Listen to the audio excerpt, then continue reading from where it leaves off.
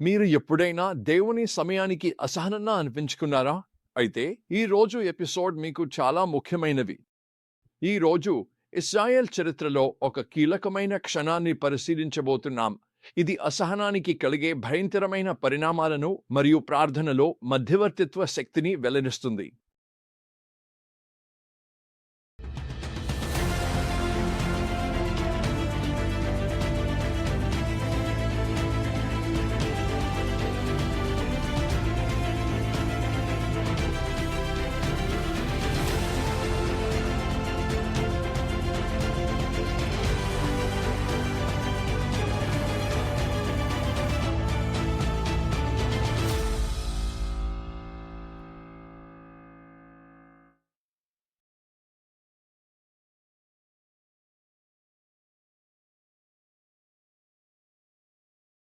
నిర్గమ 32 మరియు ద్వితీయోపదేశం 9 ప్రవేశం. అక్కడ ఇశ్రాయేలీలు విగ్రహారాధన పడిపోయిన విషాదకరమైన సంఘటనను మరియు మోషే వారి కోసం చేసిన ఉద్వేగభరిత ప్రార్థన చూస్తాం.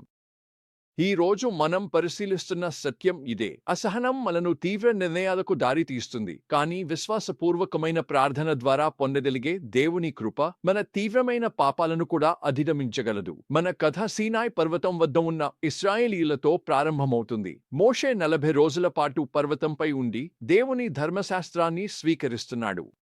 కానీ ప్రజలు మారుతారు. మోషేను చూడలేరు, వారు దేవునిని చూడలేరు. విశ్వాసం సడలించబడుతుంది. నిర్గమకాండం 32:1లో ప్రజలు మోషే పర్వతం నుండి దిగడానికి చాలా ఆలస్యమయ్యేను. వారు అహరోను చుట్టుకూడి, మా ముందుగా నడిచే దేవతలను మాకు తయారు చేయు అని అన్నారు. దేవుడు చేసిన అద్భుతాలను, ఆయన ఆజ్ఞలను పాటిస్తామని వాగ్దానాలను వారు ఎంత త్వరగా మర్చిపోయారో ఉంది. వారి అసహనం మరింత లోతైన సమస్యను వెల్లడిస్తుంది. అది దేవుని సమయంపై మరియు ఆయన మార్గాలపై నమ్మకం లేకపోవడం.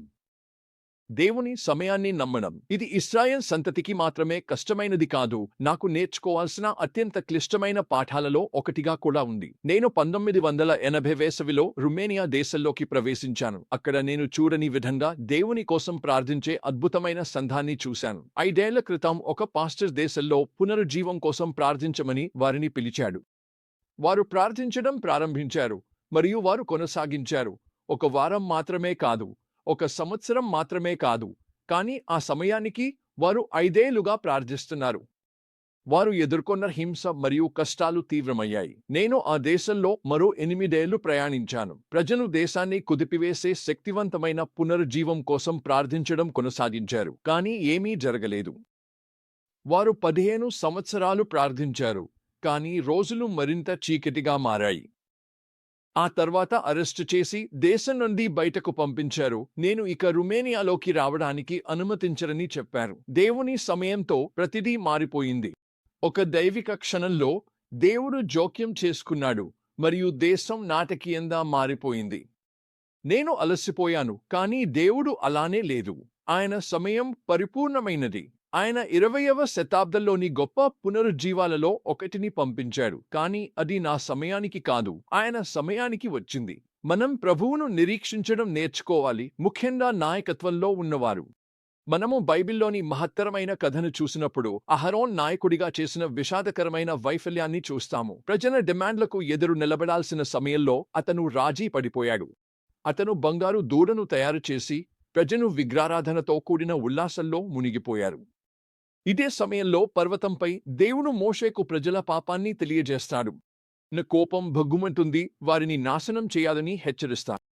గాని మోషే ప్రతిస్పందనను చూడండి. ద్వితీయోపదేశకాండం 9వ అధ్యాయం 18 మరియు 19వ వచనాలలో మనం చదువుతాము. నేను 40 రోజులు 40 రాత్రులు ప్రభువు సన్నిధిలో నేలపై పడిపోయాను. మీరు చేసిన పాపాల కారణంగా నేను అన్నం తినలేదు, నీరు తాగలేదు. ప్రభువు మీపై కోపంతో నాశనం చేయడానికి సిద్ధంగా ఉన్నాడు. నేను ఆయన కోపాన్ని భయపడ్డాను.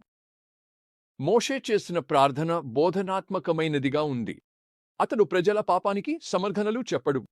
అందుకు బదులుగా ఆయన దేవుని స్వభావాన్ని, వాగ్దానాలను ఆశ్రయిస్తాడు.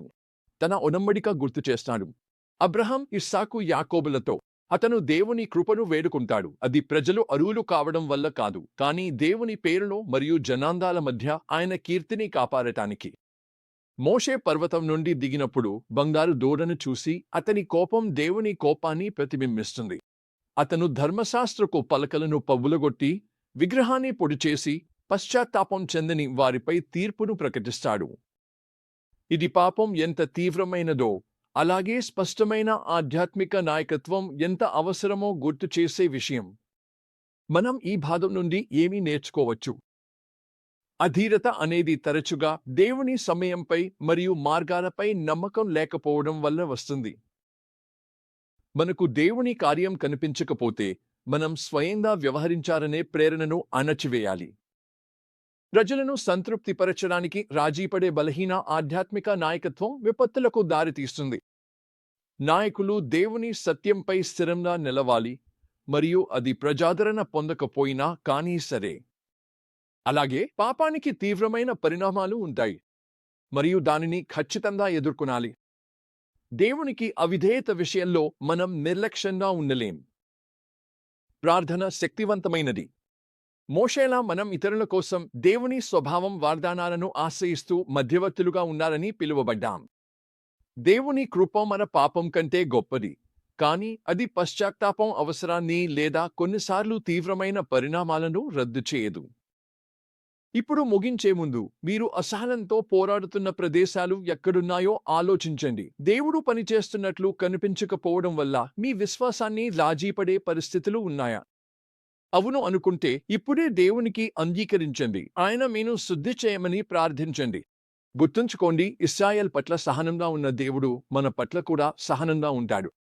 కాని ఆయన ఆయనను నమ్మమని పిలుస్తాడు. మనకు ఆయన చేతి పని కనిపించకపోయినా మోషేలా మనం కూడా మధ్యవర్తులుగా ఉండాలని పిలువబడ్డాం. పాపంలో పడిపోయిన ఇతరుల కోసం మనం దేవుని ముందు నిలబడాలి. సహనానికి, మన విశ్వాసంలో స్థిరంగా నిలిచే ధైర్యానికి మరియు ఇతరుల కోసం త్వరగా ప్రార్థించే హృదయాలకు ప్రార్థించండి. ఎందుకంటే మన హృదయాలను దేవునితో సమకాలీకరించుకున్నప్పుడు ఇతరుల వైఫల్యాల మధ్యలో కూడా మనం ఆయన కృపా దయలకు శక్తివంతమైన పరికరాలుగా మారతాం. ఈ ప్రపంచానికి ఈ రెండు అత్యవసరంగా